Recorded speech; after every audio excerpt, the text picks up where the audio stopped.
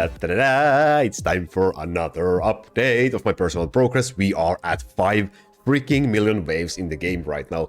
This recording I recorded earlier, a couple of waves ago. The game was so kind that it crashed me overnight so that I was able to actually record me doing the 5 million wave sharp. Otherwise it would have happened overnight. So there we go. That was the 5 millionth wave done. And these are the battle results of my current Gold Autobattle waving build.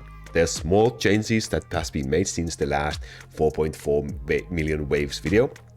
This was the gold I got from this single wave, a little bit lower than usually. And I'll be running the horn, so it's the highest devil horn level with the actual horn. And we have 24 cooldown skill level E lines in the build right now. In the 4.4 million video we had 21, so that's an improvement. And my skill tree currently looks like this. We will go through all my items after this one as well, so make sure to stay a while if you are curious what kind of items all my heroes are wearing. But this is kinda, I've been just having all the skill trees that I need for now, and also going to the poison tree as well for now to get some extra nodes from there. And let's do a few more waves, shall we, so you can actually see the build in action a little bit more than just a single wave. And the main change from the 4.4444444 wave video that I made previously about my personal main account is that I dropped Ice Wizard from there and I took in the Rogue. Now that means I have all 4 gold boosting heroes in my build and also the gold bar as a treasure with the horn and the power glove. So that's the main change. Of course, the amount of cooldown skill level +1 lines has increased from the previous video as well, so that makes the build just more stable, better, harder, faster, stronger, you name it, everything like that. So those are the main changes. There's still room for improvement and I'm aiming to improve the build further. It's not, you can see in here, it's not complete. I'm taking quite a bit of damage every now and then, and so that could be improved. I still have room for 2 more Town Archer runes. That means 2 more cooldown skill level lines for my build if I can get those. And also for some units I feel like I can get better items still. I just have to farm more, do the Bone Dragon more, do the Expert Dungeon more, so that's gonna mean more and more streaming sessions to come. But this is the build, it's running, it's very stable. Like in here we are taking damage, but we are winning the waves, no issues there. And let's take a look at the battle results as well after these ones, so you can see how things vary between different waves. So here we are. The main damage dealers are always the same. The amount of gold you get per wave varies a little bit per wave, but it's like it's profitable, and if I can keep on improving the build, I can keep on improving the profits as well. But for now, let's go through the items on all of my units, since you are dying to know that I know it. Like I said, we have more cooldown skill level +1 lines in the build right now. So let's start from the top, and in here we have Smith for our healing needs. Ultimately I would want to drop Smith, but my build is not strong enough for that just yet. So in here we have cooldown skill level E lines on both items. The rest of the lines don't matter. If you have cooldown skill level +1 lines for Smith, that's better than having a percentual cooldown lines for Smith for waving, because you don't really need that cooldown for Smith for waving purposes.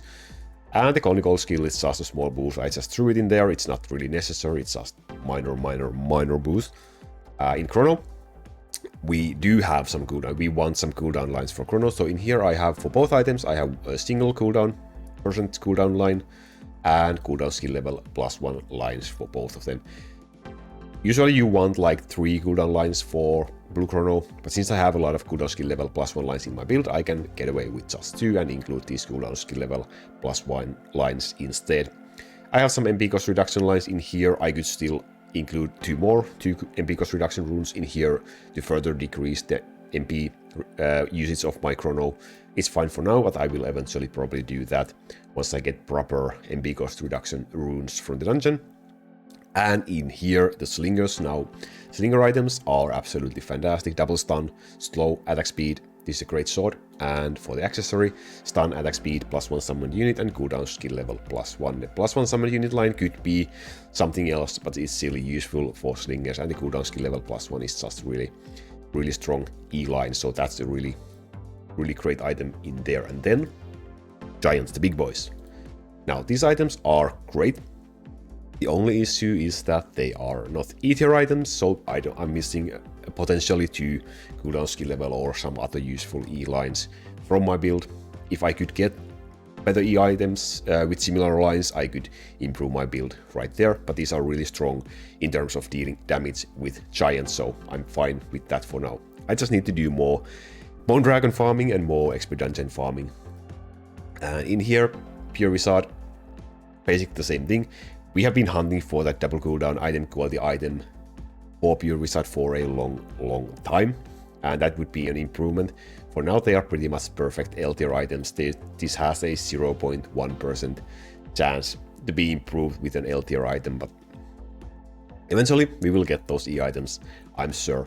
So the cooldown is now 6.6 seconds for Pure Wizard. Then Dark Assassin, as a damage dealer, suboptimal sword, really critical chance, area skill damage are the lines you want in here.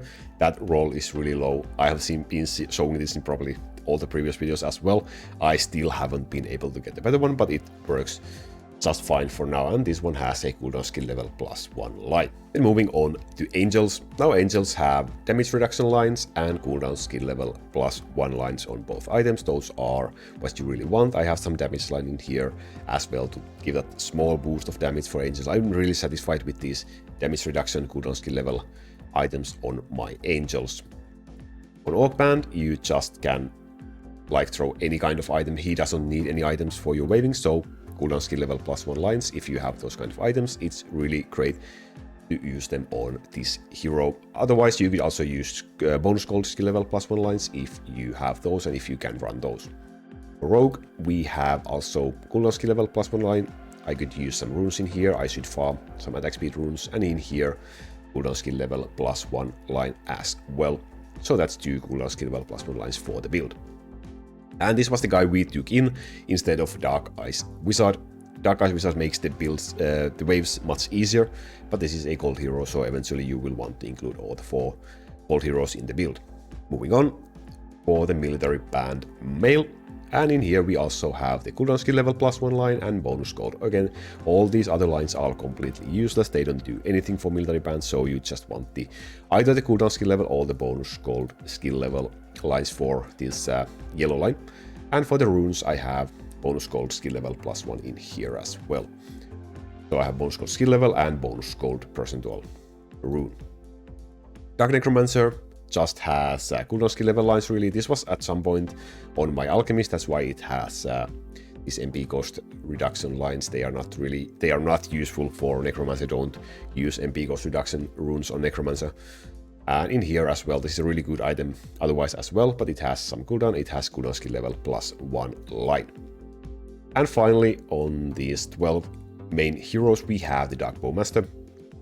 Again, haven't been able to get a better bow. If I could get a E-tier bow with a decent E line and decent lines, I could improve my build just like that.